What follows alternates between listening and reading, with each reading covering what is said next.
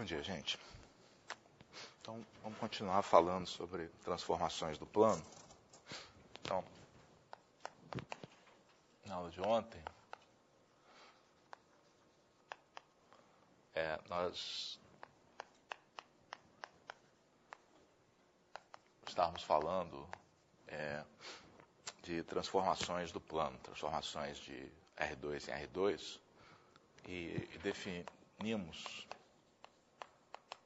que uma transformação é uma transformação afim quando ela satisfazia essa propriedade. T menos alfa A. Chamou de T, se não me engano, não, menos TA. Mais TB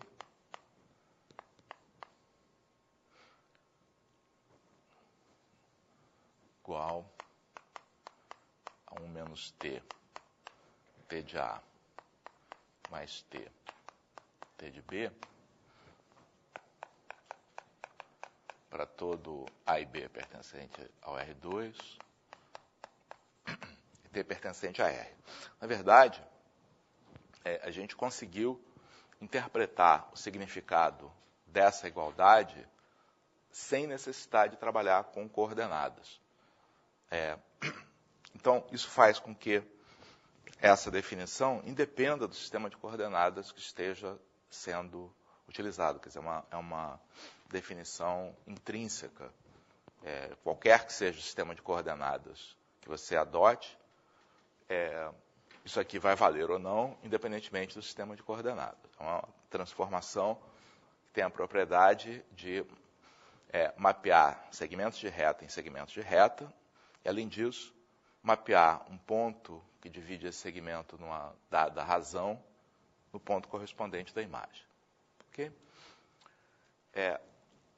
Essa definição ela está relacionada com a definição de uma transformação linear. Então,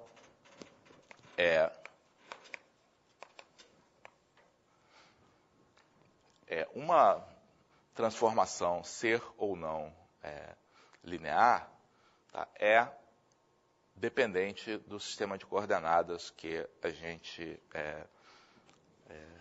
adota, tá? No sentido de que a gente vai ver uma caracterização a seguir, que transformações lineares são transformações afins que preservam a origem. Tá? Então,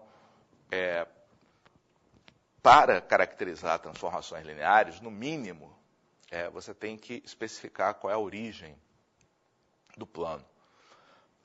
A definição de transformação linear independe dos eixos, tá? Depende dos vetores unitários que você escolhe, tá, para o referencial, mas depende da origem. Então, a definição que a gente viu aqui na aula passada foi essa, né? T é linear quando T é de alfa U mais V igual alfa T de U mais T de V para todo U e V pertencente a R2 e alfa pertencente a R. Então, até na escolha aqui das letras, das notações, tem assim, uma mudança. Então, aqui eu estou falando de pontos. Tá? Aqui eu estou falando de vetores. No momento em que você coloca, tá, uma origem, passa a haver uma correspondência entre pontos e vetores. Então, um parênteses aqui. Então, um vetor é a coleção de todos os segmentos orientados, tá, equivalentes a um dado segmento dado. Tá? Então, a noção de vetor é a coleção de todos os segmentos orientados que possam ser obtidos uns dos outros a partir de uma translação. Tá? Então, cada um desses segmentos é chamado de um representante desse vetor. Ok? Então, vetor e ponto são entidades diferentes. Tá? Mas no momento em que você tem uma origem, fixa uma origem, Tá? Então, se você escolhe um representante desse vetor, quer dizer, um desses segmentos equipolentes, tá? A extremidade desse segmento vai estar num determinado ponto P. E aí, por meio dessa origem, eu passo a ter uma correspondência entre os pontos. Então, isso aqui é o vetor U. Tá? Isso aqui é um ponto P. Mas, através de um representante do vetor U, eu crio uma correspondência entre vetores e pontos. Tá? Em particular, se eu tenho adotado aqui um sistema de coordenadas, eu coloquei aqui um eixo X, um eixo Y, escolhi uma unidade aqui para esses eixos. Tá? No momento em que eu faço isso, tanto os pontos quanto os vetores passam a ser representados por coordenadas. Tá? E aí, a coordenada que eu vou usar para representar esse vetor é o comprimento dessa projeção. O ΔX e o ΔY são os componentes horizontal e vertical do vetor. E esse ΔX e ΔY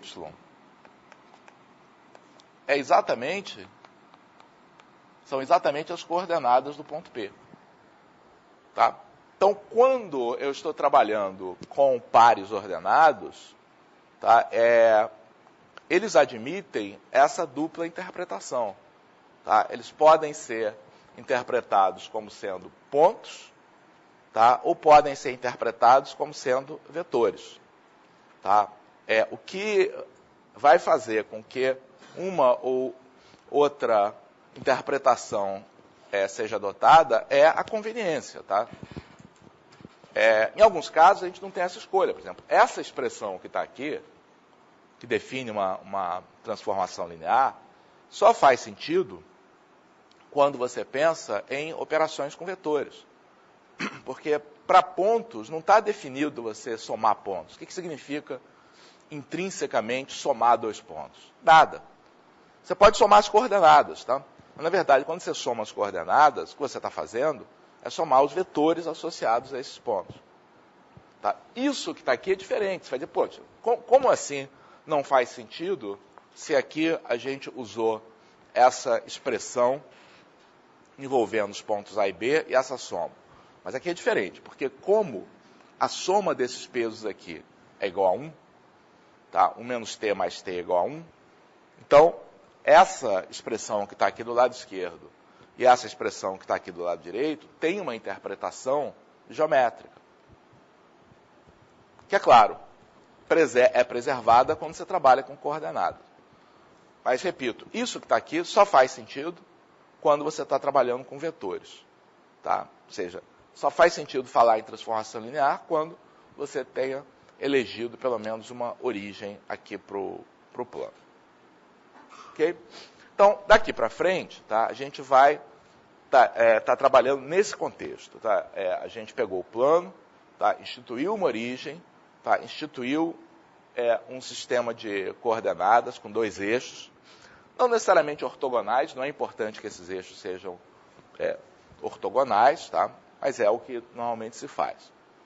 Tá? Então, a primeira coisa que a gente tem, um teorema que eu cheguei a enunciar aí na aula de ontem, é a caracterização das transformações lineares quando se tem coordenadas, que é a seguinte. Transformação T de R2 em R2 é linear quando existem números A, B, C, D pertencentes a R, tais que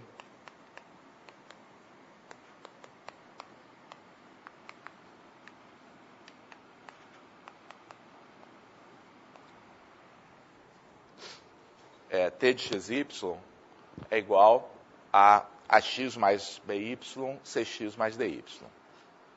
Tá? Então, para demonstrar esse fato, então, tá, eu tenho que fazer duas coisas, né? A volta é mais fácil. Então, tão fácil que eu não vou fazer, é só verificar rotineiramente, tá, que isso aqui é satisfeito, quaisquer que sejam os vetores U e V.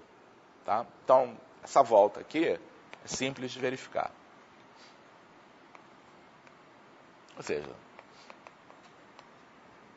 chama o vetor U de UX, UY, chama o vetor V de VX, VY, tá? E verifica que, de fato, isso aqui vai valer. Tá? Não vou fazer essa verificação. Mas a ida, isto é, que apenas transformações desse tipo são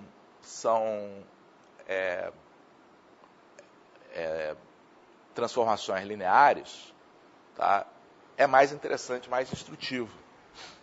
Porque para demonstrar a ida, isto é, que se T é linear, então ela necessariamente tem uma expressão desse tipo, vai nos ajudar, inclusive, a interpretar qual é o significado desses números, tá? A, B, C e D.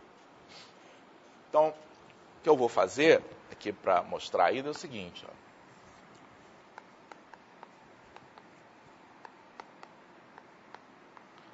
Eu vou mudar um pouco a notação, tá?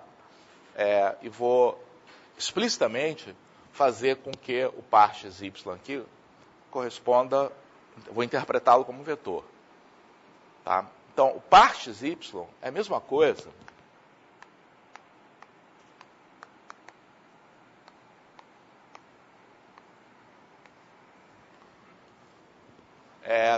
que você tomar uma combinação linear, tá, dos vetores, tá, 1, 0 e 0, 1, tá, com os coeficientes x e y. Eu estou escrevendo que xy é igual, estou só mudando a notação, que é mais conveniente a gente trabalhar com esses vetores coluna aqui. Estou dizendo isso. Tá? O par xy é a mesma coisa que x vezes 1, 0, mais y vezes 0, 1. Só que, como T é linear,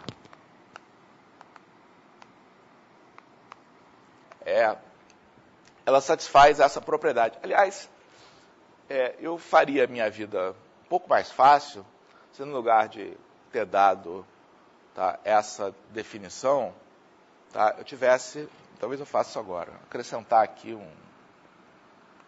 não muda nada aqui na definição, tá? Vou me permitir, de uma vez, multiplicar, tá, pelos dois lados. Definição é equivalente. Tá? Mas é um pouco mais cômodo não ter que justificar esse fato. Porque, então, se eu estou tomando uma combinação linear desse vetor 1, 0 com o vetor 0, 1 e aplicando aqui a transformação T, pela definição de transformação linear, isso é equivalente a fazer x vezes T de 1, 0 mais y vezes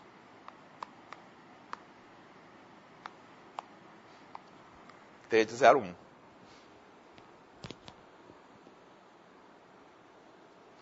Ok? Agora, esse T de 1, 0 aqui, eu vou representar pelo vetor coluna AC.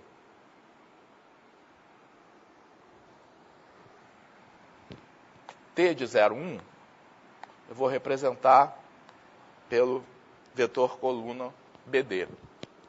Tá? Vou chamar de A e C as coordenadas de T de 1, 0, vou chamar de B e D as coordenadas de T de 0, 1.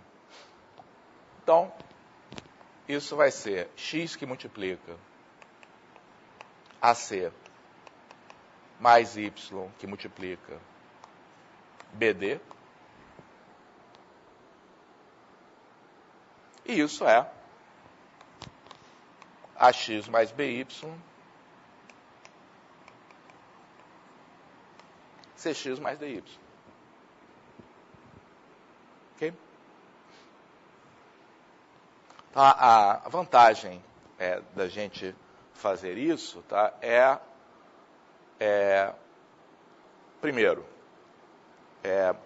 além de fazer a demonstração, tá, interpretar, tá, numa transformação linear qual é o significado dos números que aparecem, tá, na definição dessa transformação linear.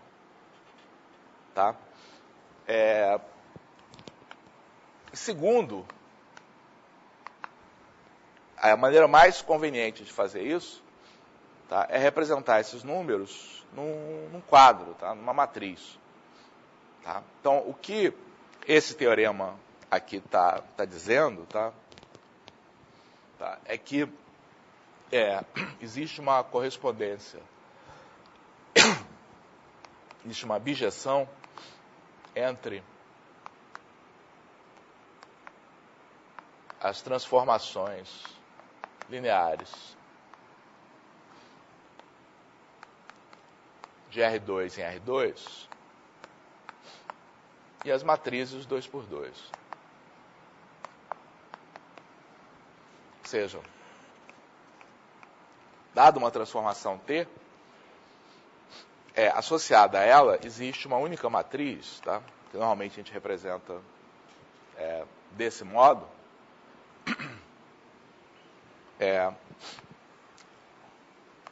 que é a matriz ABCD. Tá? Claro que essa bijeção, ela existe uma vez que a gente tenha fixado um sistema de coordenadas, tá? Que a gente tenha fixado um sistema, um referencial, tá, aqui do R2. Okay? Além disso, tá, a maneira como a gente interpreta uma transformação linear é olhando as colunas. Tá? Então, essa coluna é o T de 0, 1, e essa coluna é o T de 1, 0. Isto é, uma vez que eu tenha a matriz de uma transformação linear, a maneira mais simples da gente entender qual é a ação dessa transformação linear, o que ela faz no plano, tá, é olhar para as colunas e interpretá-las como as imagens dos vetores unitários.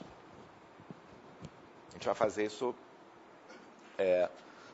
já, quando a gente fizer a classificação das transformações afins. Quer dizer, na verdade, podia fazer agora, mas vamos logo chegar nas transformações afins aí, que é o que nos interessa mais. Ok?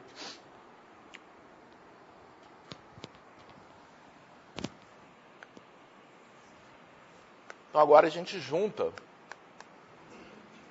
as transformações afins, que são o nosso objeto de interesse, com as transformações lineares, tá, que são muito mais conhecidas, né, das pessoas por causa dos cursos de álgebra linear, caracterizando as transformações afins em termos de transformações lineares. Tá? Então, o teorema é o seguinte: uma transformação T de R2 em R2 é afim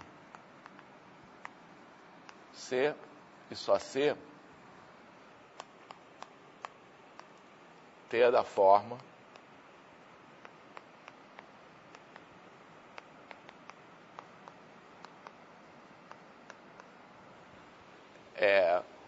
LXY, tá, mais deixa eu ver qual a anotação que eu escolhi aqui. Acho que eu escolhi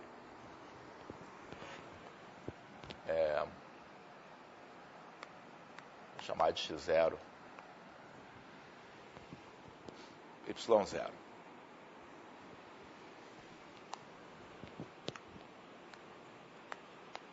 Onde L é linear.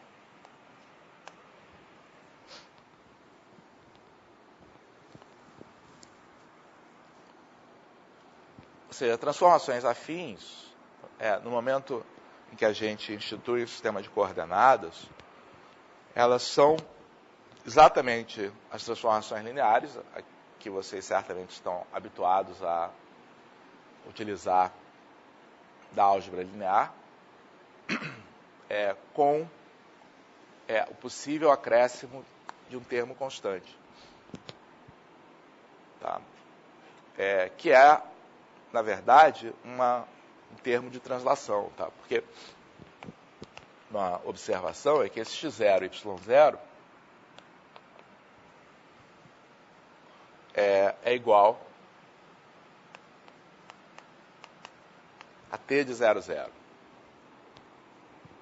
Uma coisa que eu não frisei, mas está implícito aqui, tá, é que quando uma transformação é linear, a imagem da origem é a própria origem. Tá? T de 0, 0 é 0, 0. O que é diferente aqui numa transformação afim é que a imagem da origem, tá, pode ser um ponto arbitrário, tá, e essa translação da origem é o que falta para a gente poder escrever a transformação afim como uma transformação linear. Ok? Então,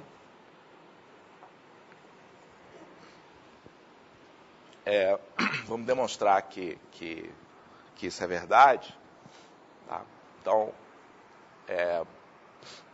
para isso eu tenho que fazer duas coisas. Né? Eu tenho, como sempre, como da outra forma, no outro teorema, essa parte aqui, tá, é a mais fácil. Isto é, se eu pegar uma transformação linear, tá, e somar, tá, a uma constante, então, para ficar mais cômoda aqui a notação, tá, eu vou escrever isso aqui, vou escrever isso aqui na forma t de u igual a L de u mais um certo vetor V0, tá, que é o que faz esse deslocamento. Tá? Então, o que eu quero mostrar é que se T tem essa forma, tá, então isso vai ser uma transformação afim. Então, o que eu tenho que fazer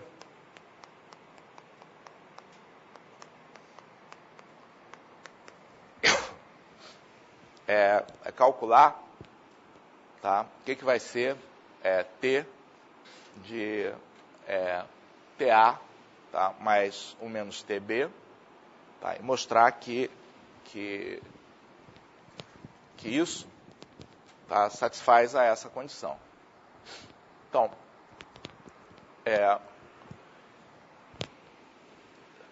se T é dessa forma, isso aqui é L de TA mais 1 menos TB mais V0. Certo? Mas L é linear. Então, isso aqui é T de L de A mais 1 menos T L de B. Tá? E aí você vai dizer, puxa, mas afinal de contas, A é um ponto ou é um vetor? Não importa, porque eu estou trabalhando com coordenadas agora. Tá? Então, o que eu vou estar trabalhando são com pares ordenados aqui, na verdade. Mais V0.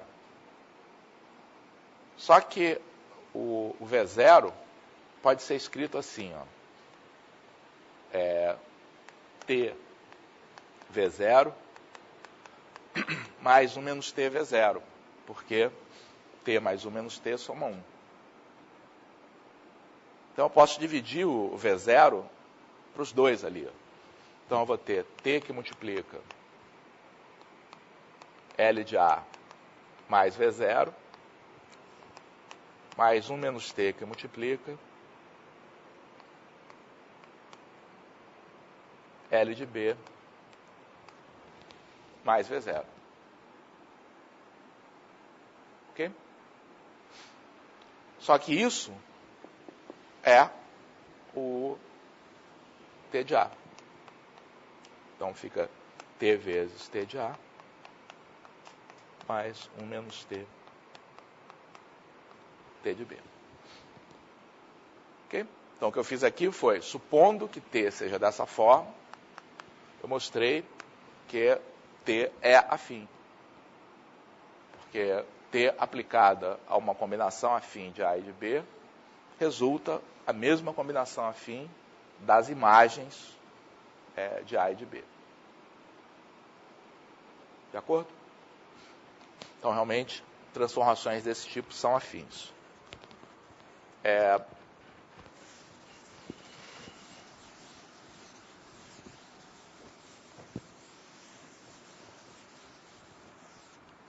A ida é mais interessante. Então, suponhamos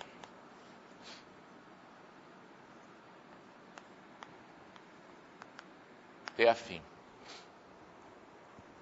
E aí, eu quero mostrar que T é dessa forma.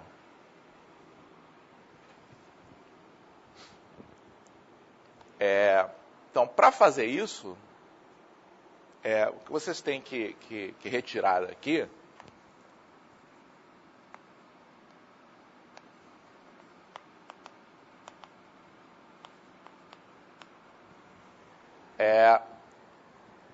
qual é dada uma transformação afim, a parte linear dela está determinada. Como é que eu faço para caracterizar qual é a parte linear de uma transformação afim?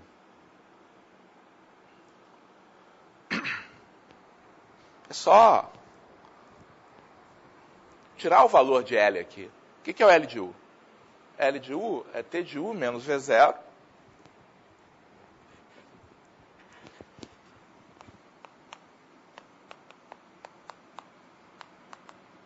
onde o V0 é o T de 00. Então, é claro que se eu tenho o L definido dessa forma, é claro que o T de U é L de U mais V0. O que eu tenho que provar, então? O que está faltando provar? Está faltando provar que L é linear. Tá? Então, para a gente completar o teorema, basta provar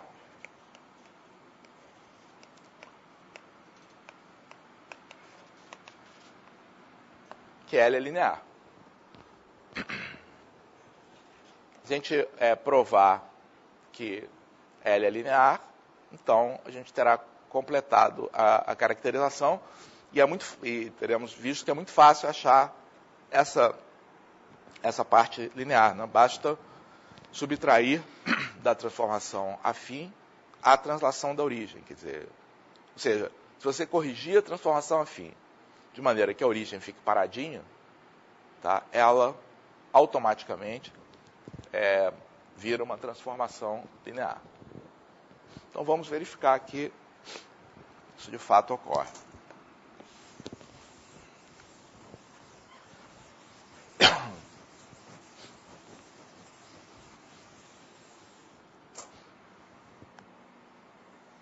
Então o que eu tenho que fazer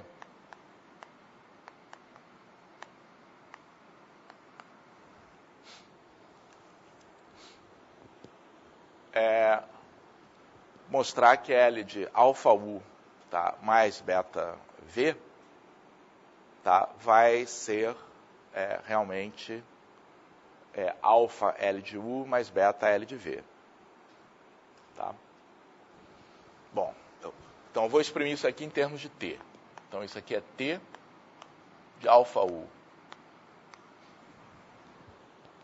mais beta V menos V0, quer dizer, menos T, vou chamar de O, tá? A origem, tá? Para não tornar a notação. Então, esse O que está aqui é o ponto de coordenadas 0, 0. Ok? E agora? Tudo que eu sei é que é T linear, é afim. Não é tão simples, porque, infelizmente, esse alfa e esse beta que estão aqui não somam 1.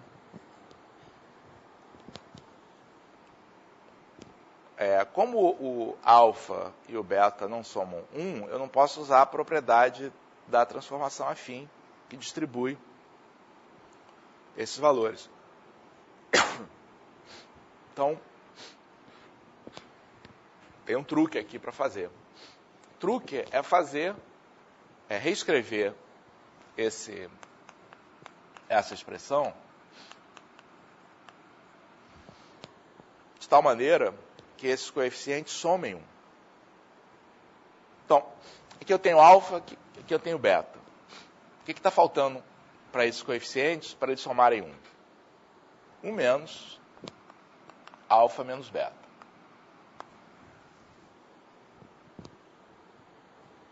O que eu vou fazer é 1 menos alfa menos beta vezes O. Porque o O é o ponto de coordenada 0, 0.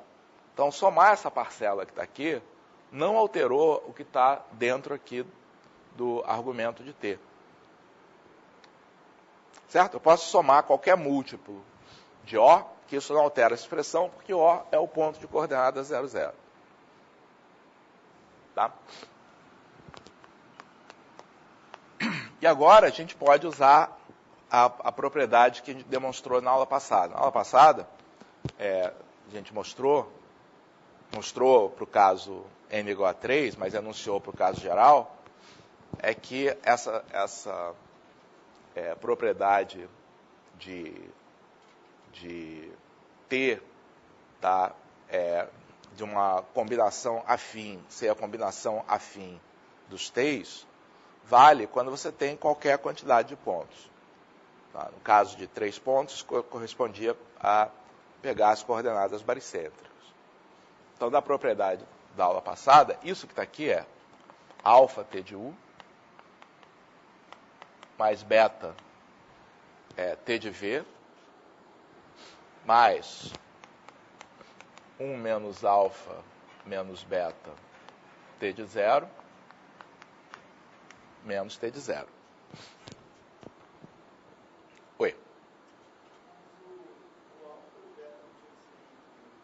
Não. A pergunta é se o alfa e o beta tem que ser entre 0 e 1. Não. O que caracteriza uma transformação afim é isso aqui valer para quaisquer valores de T. Se o T estiver entre 0 e 1, você está dizendo que os pontos que estão dentro do segmento mantêm a razão de seção. Mas isso vale para pontos que estão fora do segmento também. Tá? A definição é que isso vale para qualquer valor de T. É possível que, se você especifique primeiro para T entre 0 e 1, que dê para demonstrar que isso vai valer para qualquer T. Tá? Mas uma combinação afim é qualquer combinação em que os pesos somem 1. Então, pode haver pesos maiores que 1 e pesos negativos. Pronto, isso resolveu o nosso problema, porque então isso aqui ficou T de 0 menos alfa T de 0 menos beta T de 0. E aí esse T de 0 vai simplificar. Tá? E aí ficamos com alfa T de U menos T de 0 mais beta T de 0 não, T de O. T de U menos T de O. Mas fazer T de U menos T de O é que nós definimos como sendo L de U. Então, isso que está aqui é alfa L de U mais beta L de V.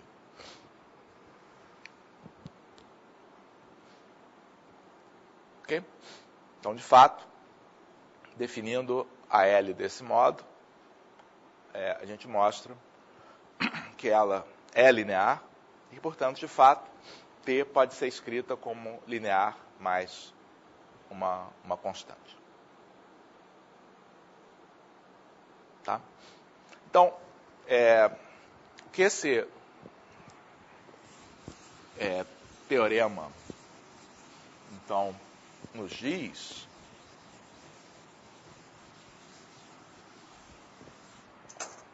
então, trocando em miúdos, tá?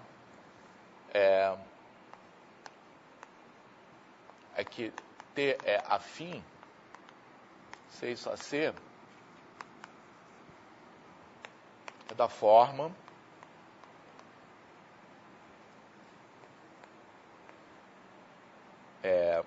vou escrever aqui como vetores colunas, tá? É da forma T de xy, tá? Igual a x mais by mais c, dx mais ey mais f. Ou seja,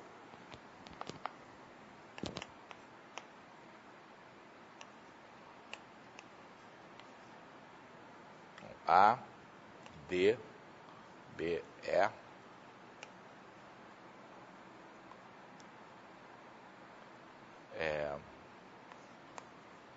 XY,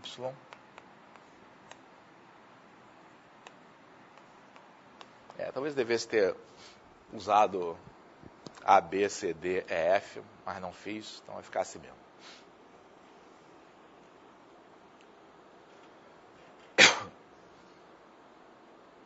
Então, quando C e F são iguais a zero,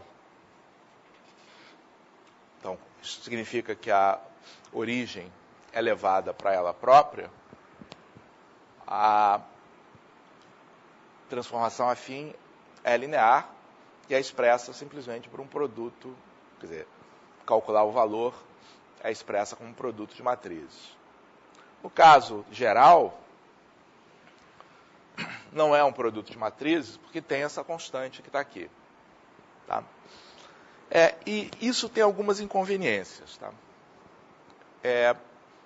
Uma das razões aí de transformações lineares serem tão simples aí da gente operar com elas é que quando a gente faz essa correspondência entre transformações lineares e matrizes, né, a gente ganha uma álgebra de transformações lineares sob a operação de composição que é muito facilmente, muito convenientemente representada como produto de matrizes. Quer dizer, compor duas transformações lineares corresponde a fazer o produto das matrizes que representam essas transformações lineares. Tá?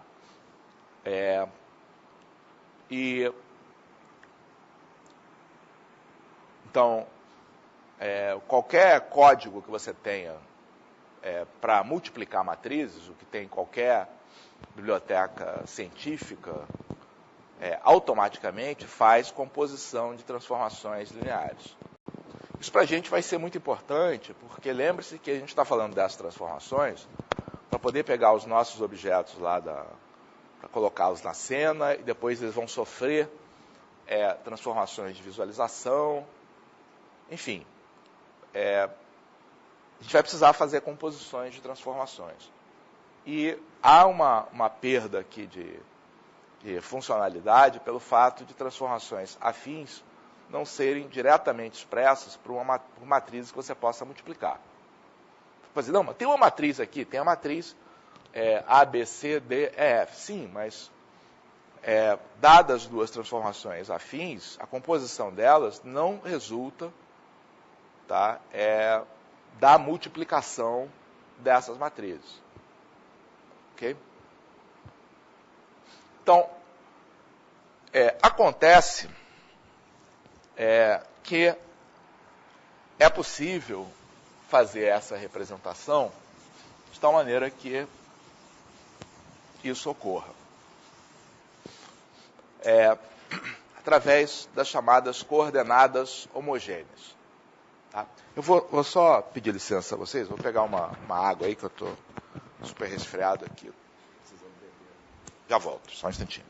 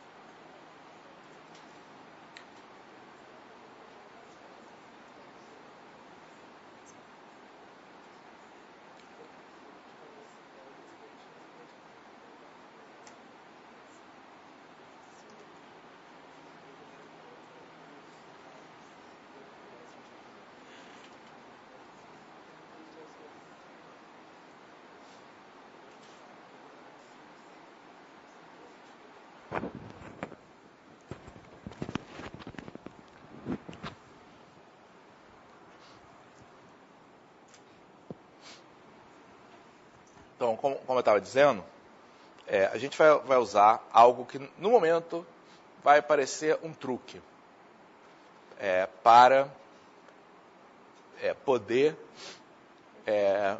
escrever transformações afins por meio de matrizes que possam ser multiplicadas para fazer composição de funções. Mas, na verdade, esse truque ele vai aparecer daqui a algumas aulas como um ingrediente fundamental para definir as chamadas transformações projetivas. Tá? Então, por enquanto,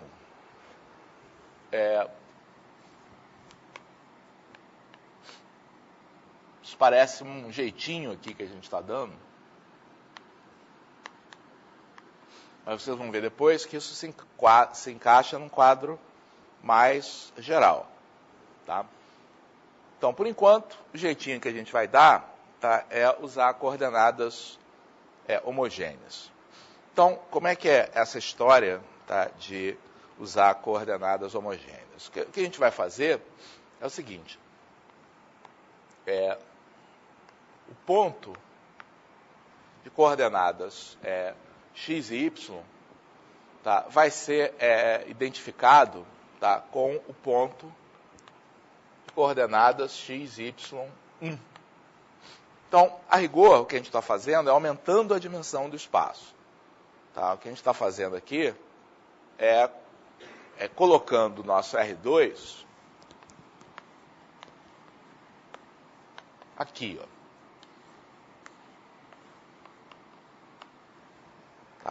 Tá colocando o R2 como se fosse um plano do espaço. Tá? E aí, o que a gente vai fazer para a matriz associada à transformação afim dada por essas expressões vai ser essa matriz aqui, ó.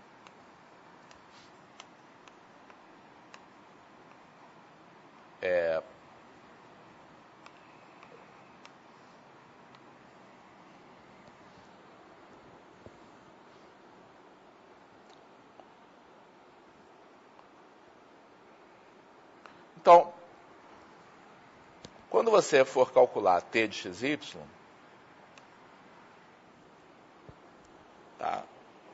o que você vai fazer, na verdade, é calcular produto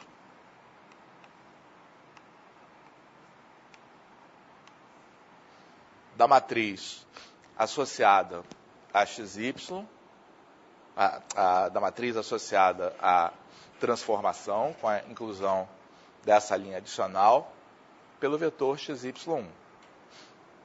Então, o que é isso? Você vai ter ABC, DEF, 001,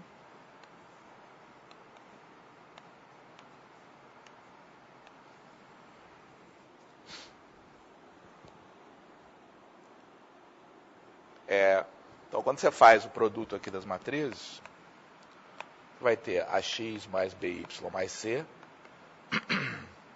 DX mais EY mais F, certo? AX mais BY mais C, DX mais EY mais F, 0x mais 0y mais 1.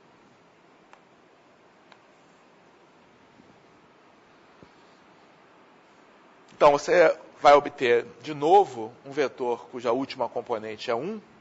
E agora você identifica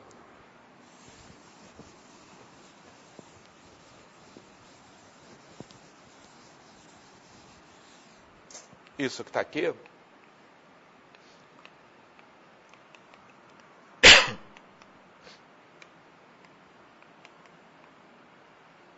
com as componentes da transformação afim.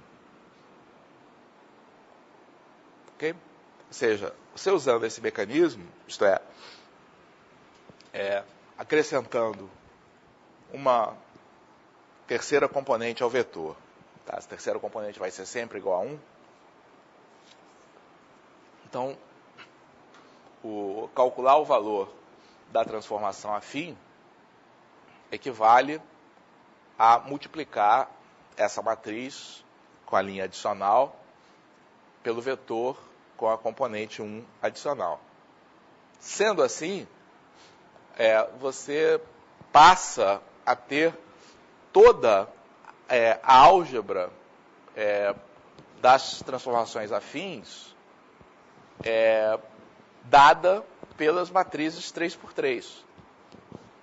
Então, você quer compor duas transformações afins, multiplica uma matriz de uma pela matriz da outra. Você quer achar a inversa de uma transformação afim, acha a inversa da matriz T. Tá?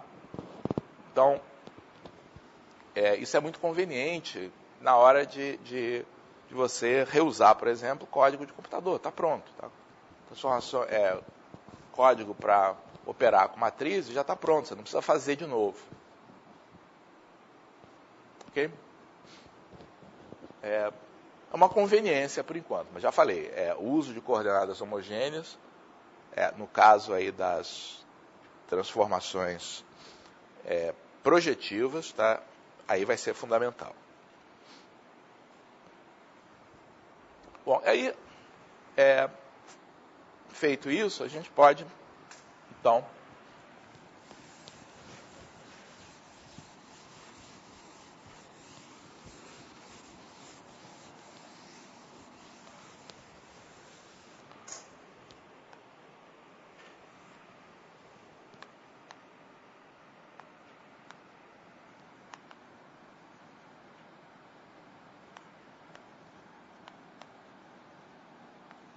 pode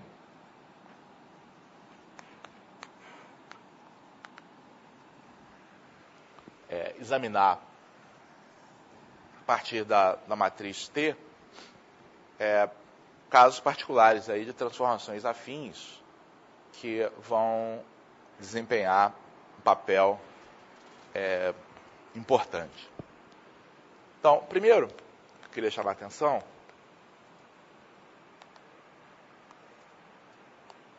é a identidade.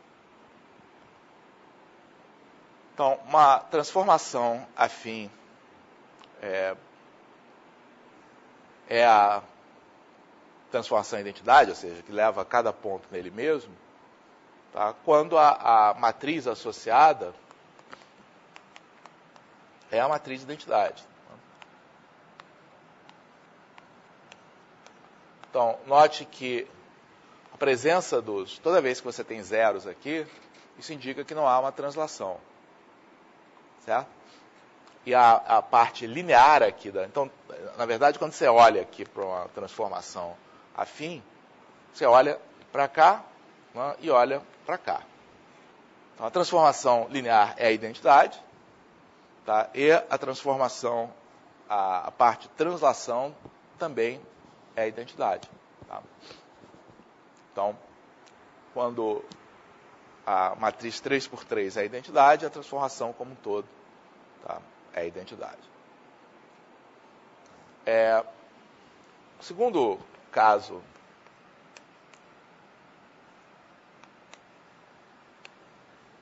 interessante a gente ver como é que é uma translação pura.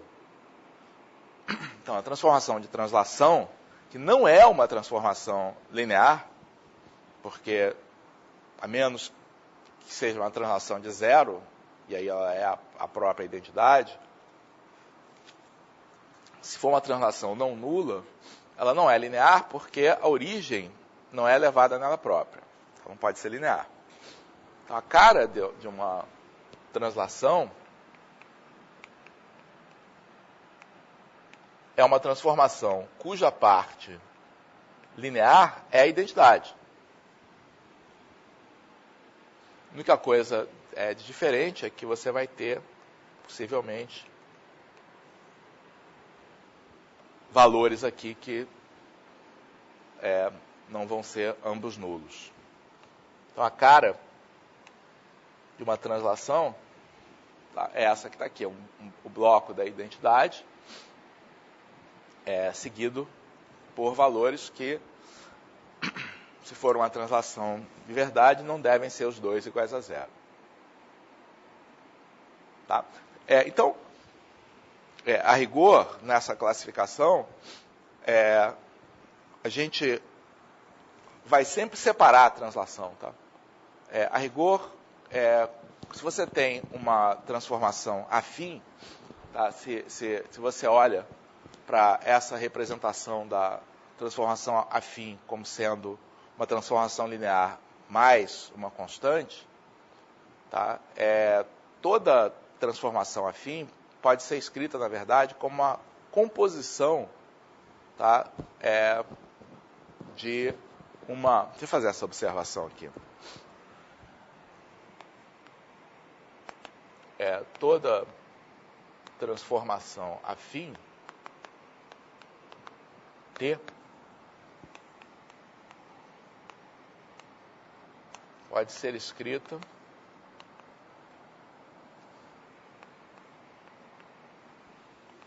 como T igual a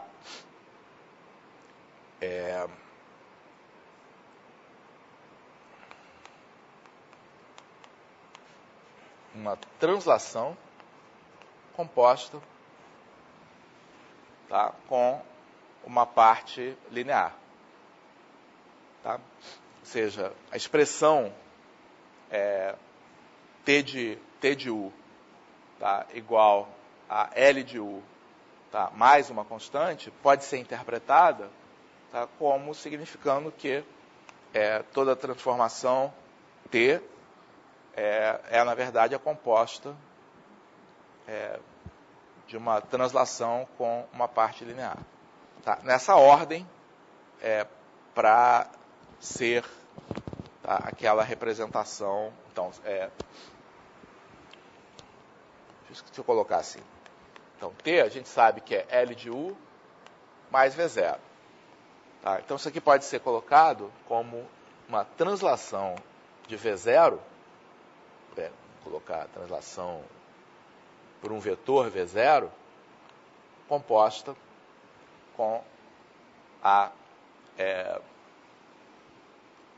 parte linear L. Tá? Então, a rigor, se eu quero classificar o efeito de uma transformação afim, eu vou sempre olhar para essas duas partes, para a translação, se houver, tá? E para a parte linear. Então, as outras transformações, os outros exemplos particulares aqui que eu vou me preocupar em caracterizar, são todas transformações lineares, tá? Porque a translação eu posso considerar separadamente.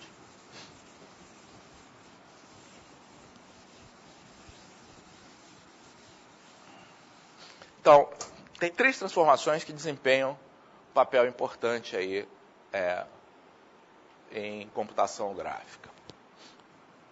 Uma transformação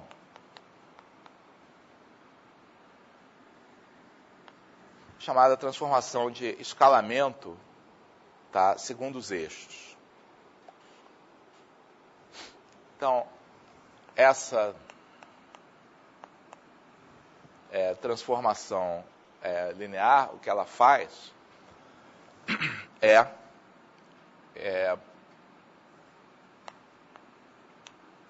faz isso aqui, ó.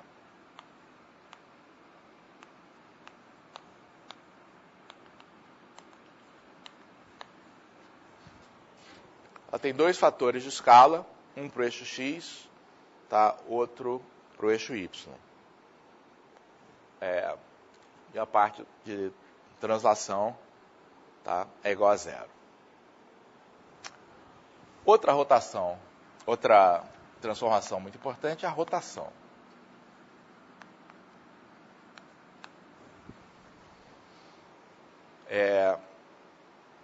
Então, essa transformação, o que ela faz é pegar um ponto arbitrário do plano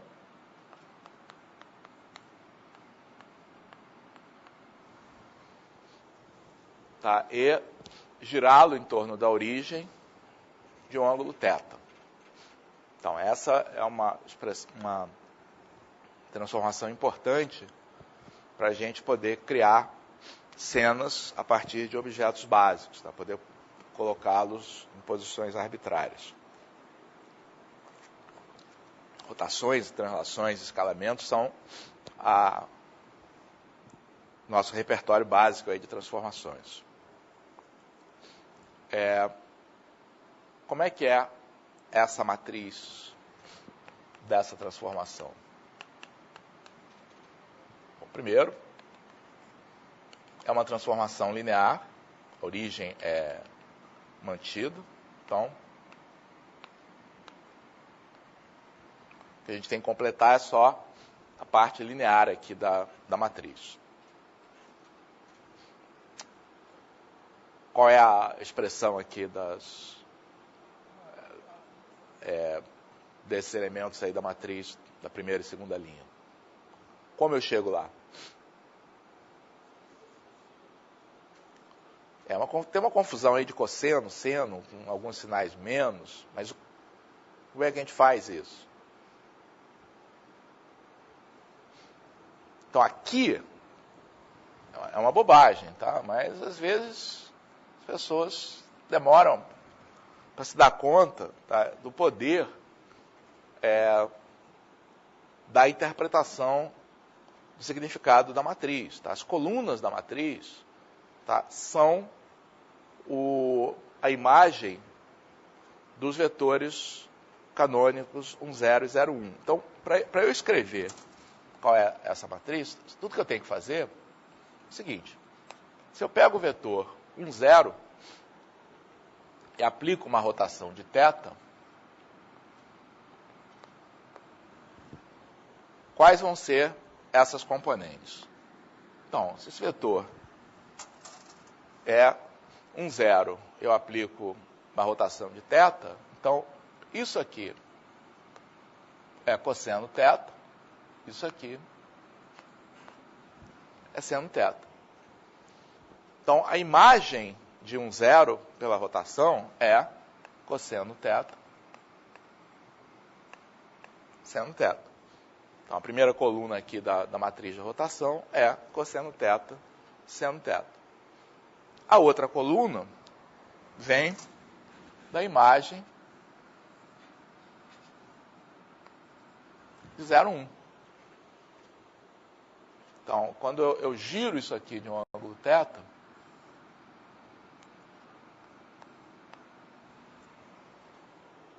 então, esse segmento aqui vai ser cosseno θ, tá? Esse segmento vai ser seno θ.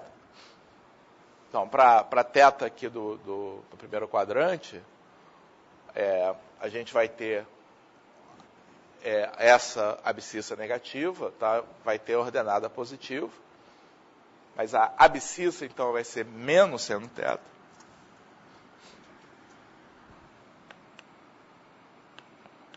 E a ordenada é cosseno θ. Ok? Então é fácil.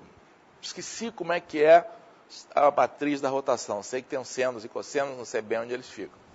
Beleza, é só pegar os vetores da base canônica, tá? E aplicar a eles essa rotação, porque é isso que vai aparecer aqui na matriz. Ok?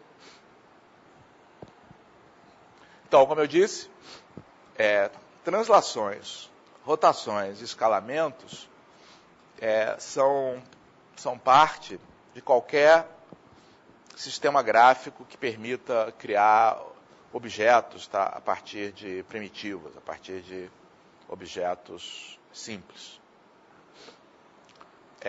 Tem mais uma transformação que eu quero comentar, não propriamente porque a gente vai usá-la para desenhar, tá? Mas a gente vai precisar dela quando for fazer, na verdade, computação gráfica em 3D, o correspondente a isso no espaço, que é uma outra transformação linear, que é a transformação de cisalhamento. Então, o que é cisalhamento? Transformação que tem esse efeito. Tá? Você pega o quadrado 0,1 por 0,1 e o que ele faz, tá, é como se fosse você imaginar que isso aqui é um maço de cartas, tá? Você empurrasse, tá, aqui no topo, tá, mexendo as cartas de maneira proporcional. Então, esse quadrado unitário, ele se transforma num paralelogramo como esse.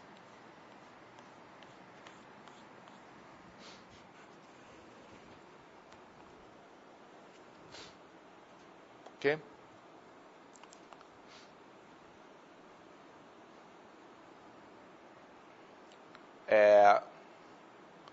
Ou seja, em cada uma dessas linhas horizontais, então essa transformação restrita a cada linha horizontal é uma translação. Mas o movimento não é de translação porque a translação depende da linha em que você está. Tá? Mas se você restringisse a atenção a uma linha horizontal, dentro dessa linha horizontal, o que você está fazendo é uma translação. Ok? Então, qual é a matriz? Primeiro é linear. Então, só temos que nos preocupar com a submatriz 2 por 2 aí no topo e à esquerda. Tá?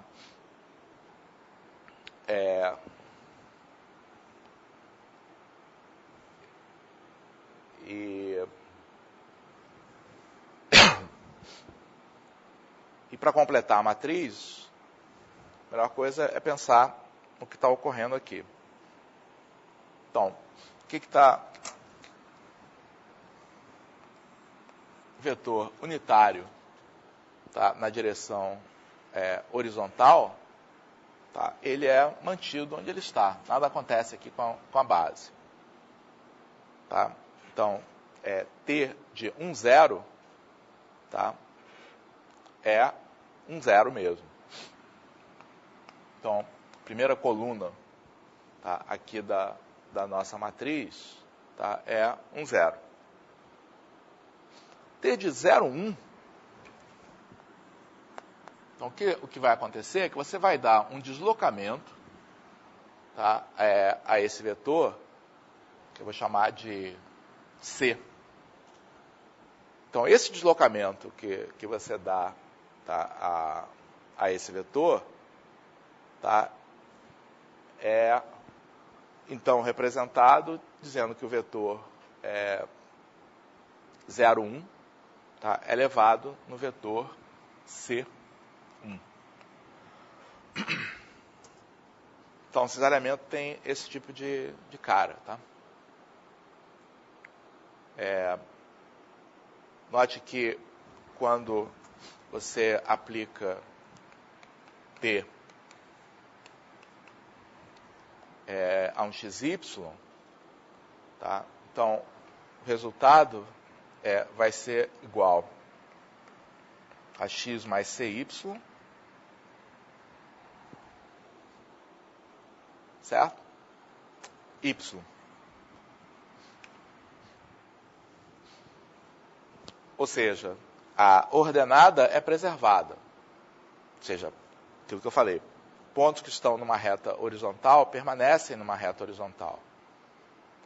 Mas eles são deslocados, a abscissa x dos pontos é deslocada de uma quantidade que depende da ordenada. Tá? É proporcional à ordenada. Ok? Então, a gente não vai precisar de cisalhamento para descrevermos operações de visualização, mas, como eu disse, a gente vai precisar disso lá para computação gráfica 3D. Muito bem. Então, pronto. Estamos prontos. Tem ainda uma coisa importante aí para falar sobre a interpretação das transformações, tá? Mas eu vou fazer isso depois da gente voltar ao nosso objetivo para ter feito tudo isso.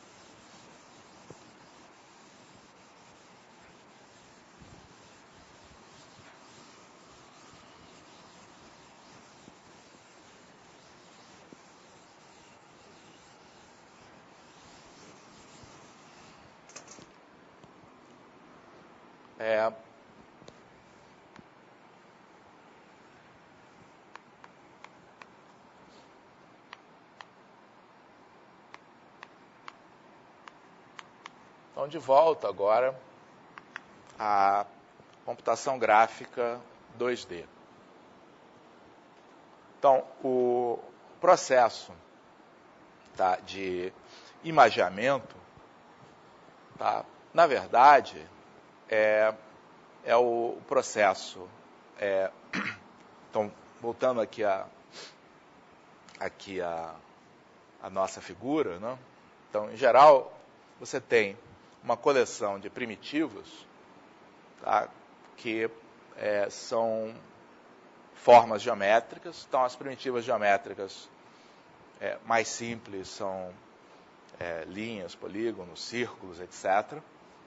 Então, naquela nossa aplicação, por exemplo, a gente tinha objetos como, por exemplo, um sofá como esse. Né? Digamos que eu tenha feito esse desenho. Digamos que você tivesse esse objeto que está aqui. Tá? Vamos fazer esse objeto, originalmente criado, no tamanho 1 por 1. Então, esse objeto ele é definido no seu próprio sistema de coordenadas. Tá? Tem um sistema de coordenadas que pode ser, por exemplo, esse que está aqui. Então, esse que está aqui, eu vou chamar de sistema de coordenadas do objeto.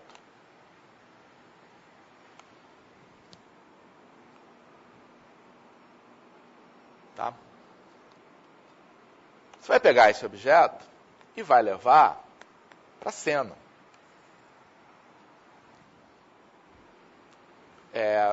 Que vai operar no chamado sistema de coordenadas do mundo. Então, na verdade, você pode ter várias cópias desse objeto posicionados aqui no sistema de coordenadas do mundo. Tá? Então, esse objeto, ele pode, por exemplo, estar desse modo. Digamos que aqui seja o ponto... vamos colocar aqui no ponto 10, 5, e que aí eu tenha colocado esse objeto formando ângulo de 45 graus, tá? De tal forma que esse comprimento aqui seja 20, esse comprimento aqui seja 10, e o objeto segue aqui essas proporções. Quer dizer, ele é esse objeto que está aqui.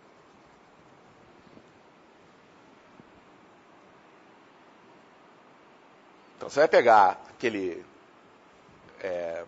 protótipo ali de objeto, que pode ser um sofá, pode ser o que for, depende da aplicação, tá? Que é definido aqui dentro de um determinado sistema de coordenadas. Você sabe como desenhar suas partes dentro desse sistema de coordenadas, tá? E vai querer reposicioná-lo, tá, no sistema aqui do mundo. Então, você tem aqui uma transformação T do sistema de coordenadas do objeto, tá, para o sistema de coordenadas do mundo. Depois, para levar esse objeto aqui para a tela, então você tem aqui um outro sistema de coordenadas, que eu vou chamar da tela, vou chamar do dispositivo, device, quer dizer, daquilo que você está utilizando para fazer a visualização. Pode ser uma tela, mas pode ser o papel também, se for uma impressora. Então, para fazer isso, normalmente o que você faz é definir uma janela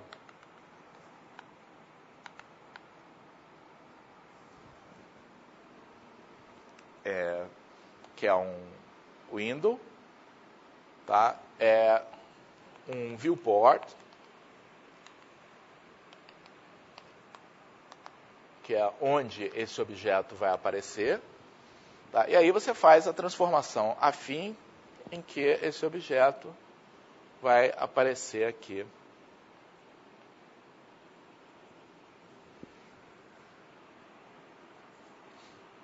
Tá? Então, eu vou chamar essa transformação aqui de WVP, tá? Window Viewport. Então, a transformação final, tá, é a composta, tá, dessas duas transformações. Tá, porque no final das contas, você tem que descobrir, para você poder traçar esse objeto aqui na tela, você tem que descobrir em que pixel esse ponto vai estar. Tá? Para achar em que pixel ele está, você leva primeiro ele para o mundo, tá? Depois aplica a transformação Window Viewport. Nos sistemas gráficos, normalmente você não mistura, quer dizer, a composição final que você está fazendo aqui é a composta das duas. Ou seja, é o Window Viewport composta com a T. Certo? Você aplica primeiro a T, tá? Depois aplica a Window Viewport. Mas nos sistemas gráficos, e a gente vai... vocês vão ter aí um exemplo de um sistema gráfico com o qual vocês vão poder operar. Normalmente, você não mistura as duas coisas. Você deixa para o sistema calcular essa composição. Você especifica a transformação Window Viewport através desse par de retângulos, deixa que ele faz as contas. Tá? E isso sim, muito importante, você especifica qual é essa transformação T a ser aplicada. Então, a gente pode calcular essa transformação, tá? Pode dizer, olha, isso é uma transformação afim cuja matriz é tal. Tá? Mas a gente não quer fazer isso. Tá?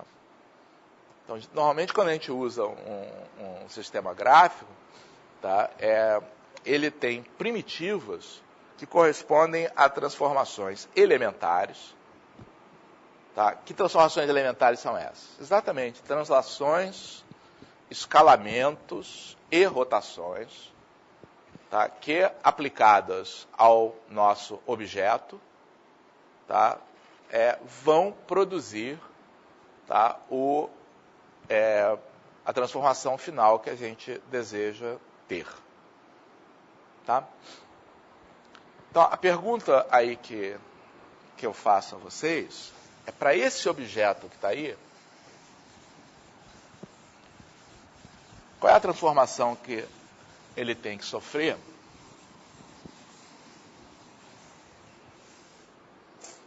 qual é a transformação que ele tem que sofrer, tá, para ser posicionado lá no mundo, tá, no local que está indicado aqui na figura. A partir do sistema de coordenadas dele, cuja origem está aqui nesse extremo. Tem 3 transformações aqui, tá?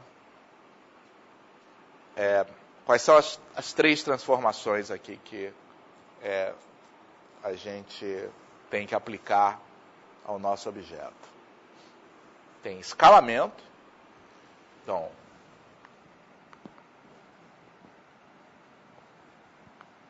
esse escalamento é um escalamento que é diferenciado em x e em y. Né?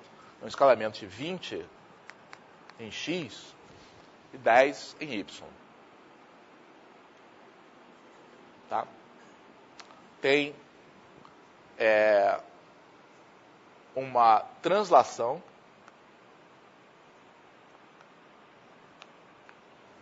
quer dizer, tem uma translação porque a origem do objeto tá sendo colocada em outra posição. A origem do objeto está sendo colocada no ponto 10,5. Então, tem uma translação de 10,5 aqui na história. E tem uma rotação de 45 graus. O que foi? Pois é, a pergunta é em que ordem? Então, normalmente é fácil, tá, você ver quais são as operações que têm que ser feitas. Tá? Mas transformações lineares se comportam como matrizes. Então, o produto de matrizes é associativo, mas não é comutativo, em geral. Então, você faz numa ordem diferente, altera o resultado. Depois a gente vai ver aqui no programa que, de fato, os resultados são completamente diferentes. Tá? Então, eu vou chamar essa transformação aqui de S. Tá? Vou chamar essa transformação aqui de TR, para não confundir lá com a T. Tá? Essa aqui é a transformação R. Pergunta a T que está ali corresponde a fazer fazer uma composição das 3 em que ordem?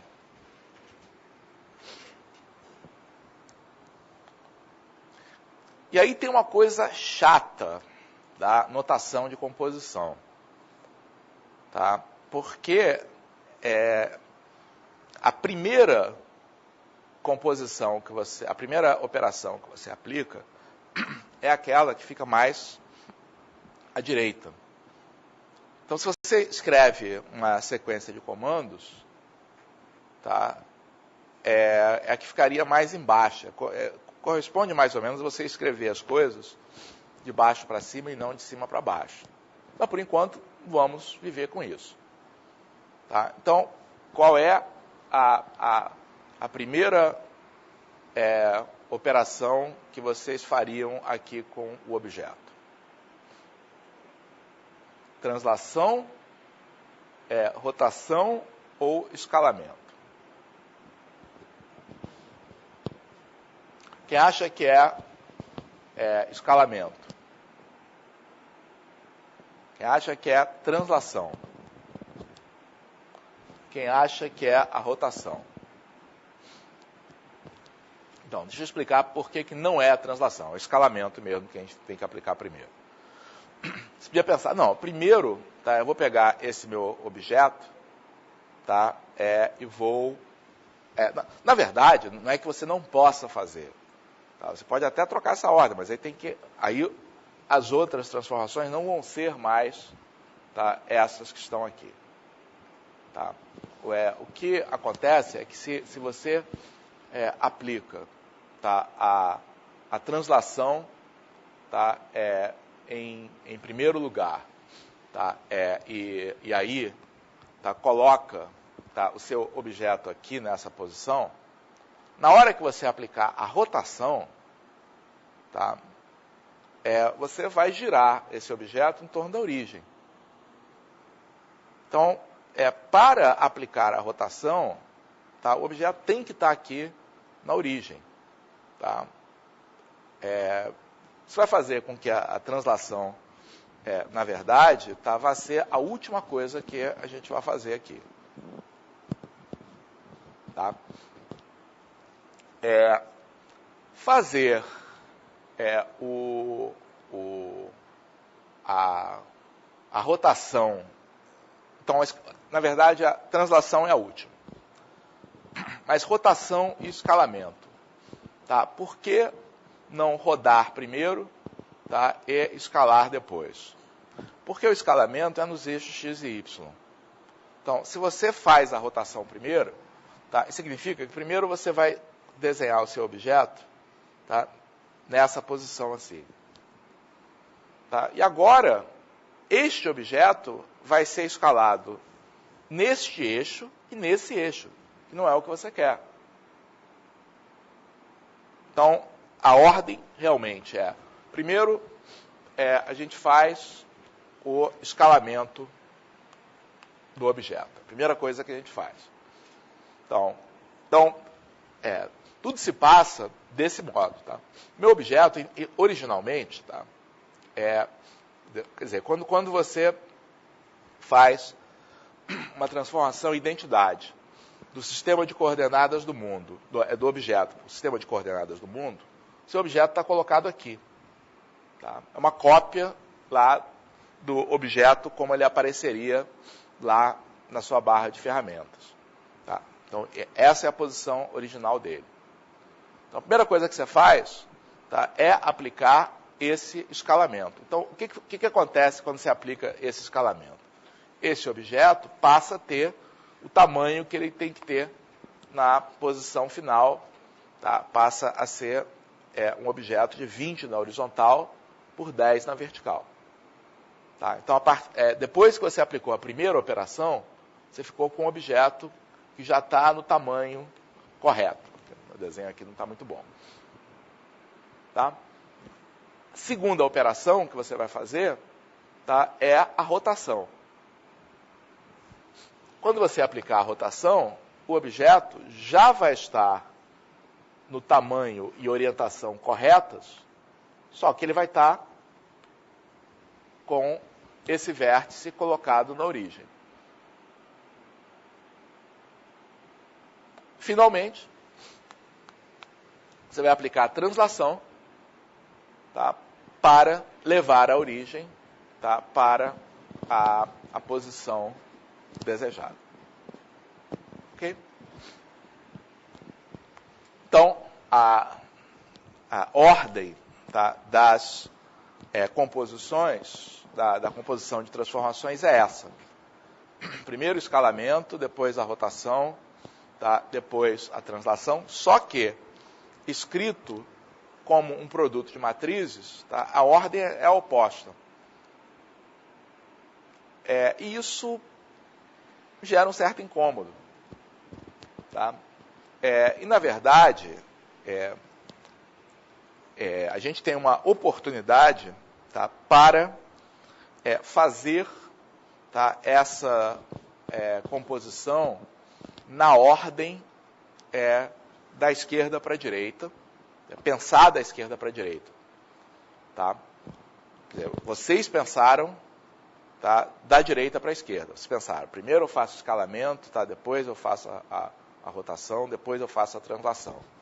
Mas, normalmente, quem trabalha com sistema gráfico pensa da esquerda para a direita. Tá? E pensa, tá, do seguinte jeito. Então, essa é uma observação, tá, bastante importante, tá, em vários locais. Quando você pensa numa transformação afim, tá, no efeito, na ação de uma transformação afim, tá, tem duas maneiras de você pensar nessa transformação. Uma é a que a gente tem pensado aqui o tempo todo. Quer dizer, a transformação afim, tá, ela descreve, tá, um deslocamento no plano. Tá? Ela descreve um movimento no plano. Pontos são submetidos, tá, a essa transformação afim e se movimentam no plano. Mas tem uma outra interpretação. Você pode pensar na ação de uma transformação afim, tá, não sobre o que acontece com o plano, mas o que acontece com o referencial. Tá? Então, deixa eu exemplificar isso que está aqui. Com a transformação mais simples que tem, que é a translação.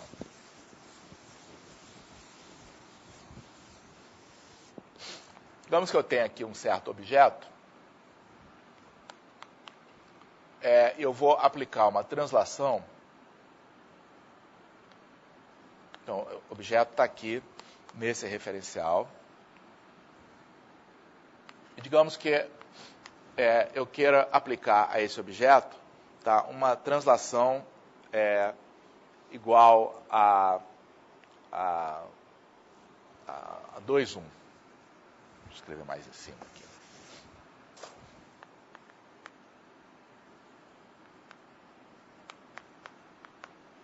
Então, provavelmente, o que a maior parte de vocês está pensando é o seguinte: pega esse objeto, desloca 2 unidades para aqui, tá, desloca uma unidade para aqui, e você vai ter uma outra cópia desse objeto aqui, nessa posição. Ok? Essa é uma maneira de pensar. Mas tem uma outra maneira de pensar. Porque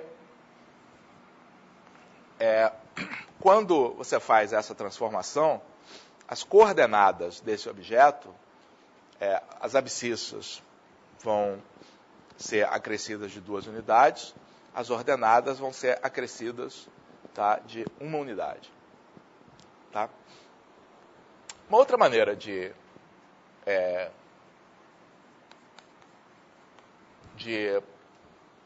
provocar, tá, o mesmo efeito, tá, de acrescer as abscissas de 2 unidades e as ordenadas de 1 unidade, deixa o objeto parado e desloca o referencial. Pega esse referencial, desloca de -2, tá? Desloca de -2 e de -1. Porque se você coloca agora um novo sistema de eixos aqui nessa posição,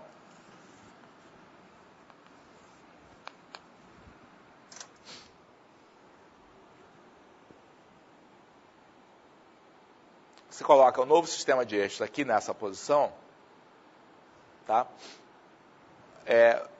O efeito é que esse objeto, tá, vai ter abscissas 2 unidades maiores, tá, vai ter ordenadas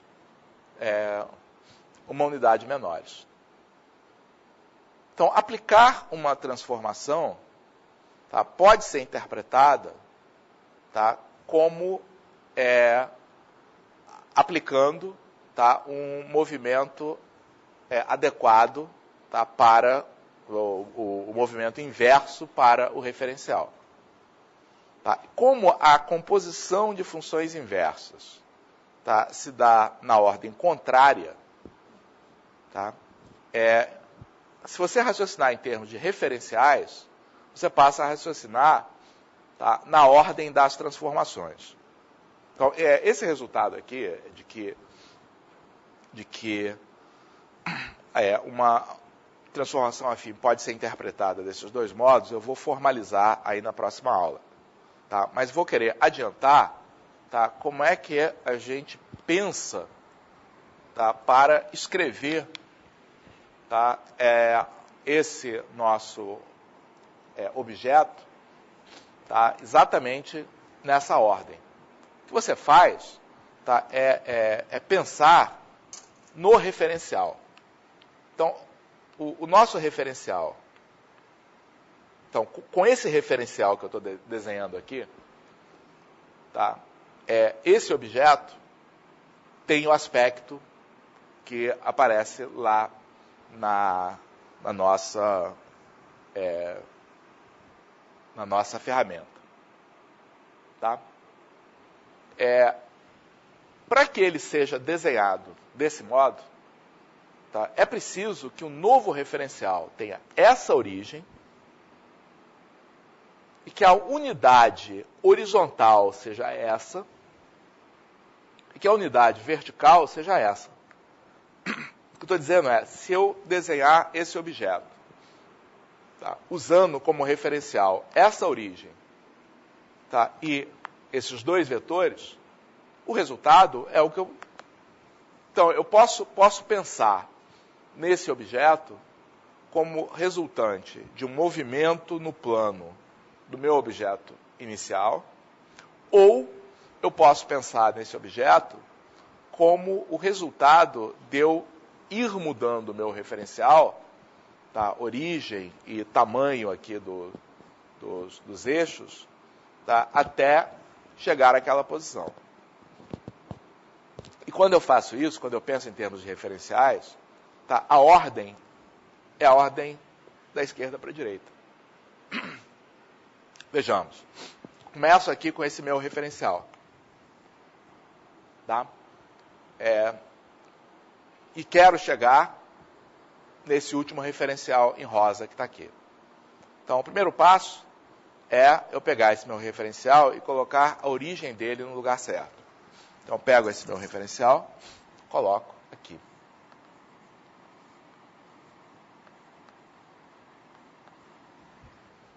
Então, deslocar o referencial de tal maneira que a origem vá para lá é feita através de uma translação. Então, a primeira coisa que eu faço é uma translação. A segunda coisa que eu faço, tá, é mudar esse meu referencial para ele estar alinhado com o objeto que eu coloco. Então, eu pego esse referencial, giro o referencial de 45 graus. Ele fica nessa posição. Finalmente, eu tenho que pegar esse meu referencial, tá, e fazer um escalamento de tal maneira que ele fique do tamanho certo. Então, eu aplico um escalamento, tá, que é o escalamento de 20 na nova horizontal, porque a horizontal agora é essa. Tá? Meu referencial está aqui. 20 na nova horizontal, 10 na nova vertical. Tá? Então, se você pensa, então, com o referencial, tá, você pode pensar nas operações na ordem direta, e é assim que os sistemas gráficos funcionam. Tá? Ou seja, a gente vai ver aí na próxima aula que para eu escrever, tá, isso aqui num sistema gráfico, tá, eu vou aplicar comandos que vão ser esses. Primeiro uma linha que eu mando fazer a translação, depois eu mando fazer a rotação, tá, depois eu mando fazer o escalamento. Então, essa ordem, que é a ordem em que as instruções são escritas num sistema gráfico, tá, é a ordem natural se você pensa no referencial. E é a ordem inversa se você pensa no objeto. Tá? Como é que vocês vão fazer? Não sei, pode fazer de um jeito ou de outro. Tá? Se vocês forem usar sistemas gráficos aí com muita frequência, provavelmente vocês vão acabar se acostumando a usar o referencial, porque é mais fácil realmente de entender e descrever a sequência de instruções. Mas se quiserem raciocinar com os objetos, também pode. Mas aí tem que levar em conta que aí você tem que editar o seu programa de baixo para cima, o que é algo inconveniente. Tá? Então, vou repetir, tá, as duas maneiras, tá, de pensar nesse problema. Então,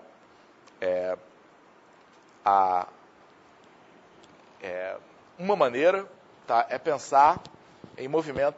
sim, antes disso.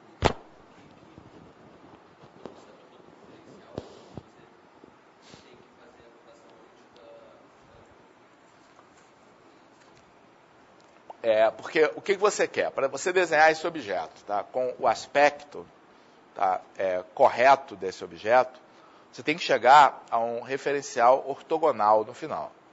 Você tem que chegar a um referencial que tenha uma certa origem, tá, e que tenha um par de eixos ortogonais. O que a gente fez aqui assegura isso. Eu comecei com esse referencial que está na origem com vetores de tamanho 1, tá, desloqueio para o ponto 10, 5, ainda com vetores de tamanho 1, tá? Rodei, tá? Para ele ficar ainda com vetores de tamanho 1 e apliquei o escalamento. Tá? A sua dúvida podia ter feito o escalamento primeiro e rodado depois? Essa é uma ótima pergunta. O que vocês acham?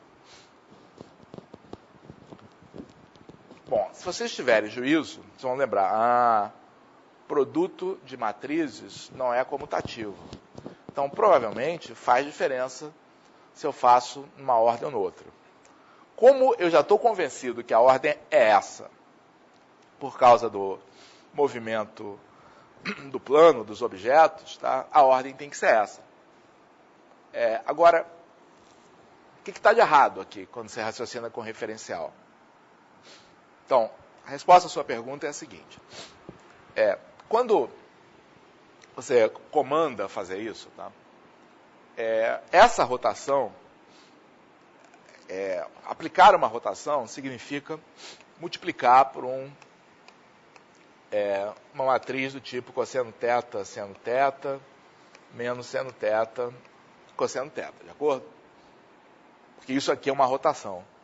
Então, pergunta para vocês, pergunta capciosa. Uma transformação linear que tenha essa transformação é uma rotação?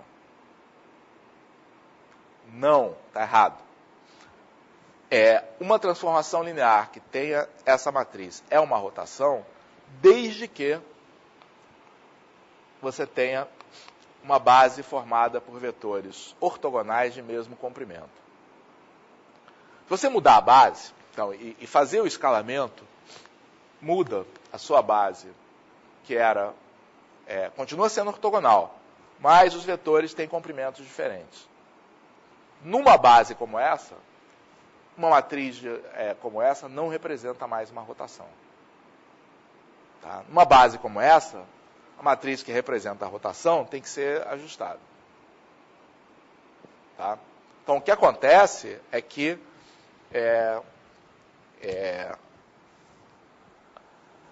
não é que esteja errado, tá, você aplicar a rotação, mas aplicar a rotação significa multiplicar por uma matriz do tipo cosseno θ, seno θ. Isso só vale se a base for de mesmo comprimento. Por isso que essa mudança aí de escalamento tem que ser a última coisa a ser feita aí no processo. Tá? Então, a gente tem essas duas maneiras de pensar. Tá? Ou você pensa no objeto, o objeto estava aqui, foi escalado para esse tamanho, tá? Foi girado para a posição de 45 graus, foi transladado, tá, para a posição correta. Ou seja, escalamento, rotação, translação. Ou você pensa no referencial. O referencial original estava aqui, foi levado para a posição que a gente deseja, tá? Foi rodado para ter a orientação correta, foi escalado, tá? E aí a gente tem translação, rotação, escalamento, que é a mesma coisa, mas na ordem contrária. Oi.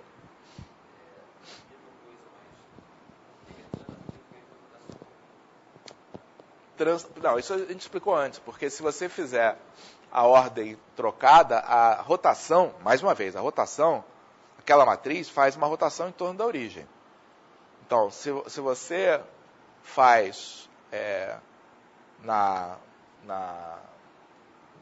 Peraí, o que você quis dizer aí?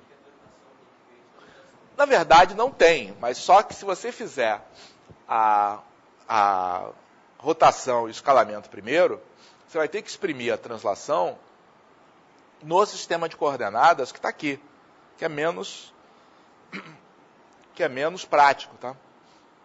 Se você fizer a rotação, o seu sistema de coordenadas vai estar aqui. Aí essa translação vai ter que ser expressa nesse eixo, vai ter que aparecer a raiz 2 aí no meio. Pode fazer, mas não vale a pena. Ok? Muito bem, então na próxima aula eu vou formalizar essa história de transformação e referencial, um pouco porque ajuda a interpretar isso que está aqui. Um pouco também porque vai nos ajudar quando a gente estiver falando lá, mais uma vez, lá do sistema de imaginamento tridimensional. Ok? E na próxima aula também a gente vai ver isso aqui na prática, tá? Num sistema gráfico com o qual vocês vão poder experimentar. Até segunda, espero que minha voz esteja melhor até lá.